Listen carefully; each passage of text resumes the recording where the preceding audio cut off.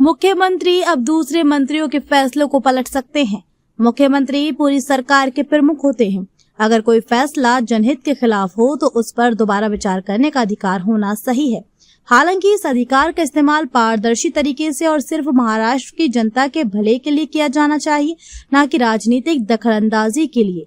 अरुण सावंत।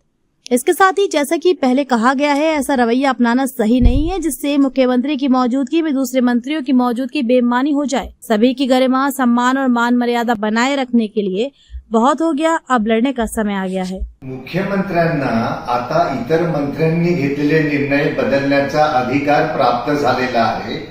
हा अधिकार तसा अगोदर होताच, परंतु आता त्याच्यावरती कायद्याने शिक्कामोर्तब झालेले आहे।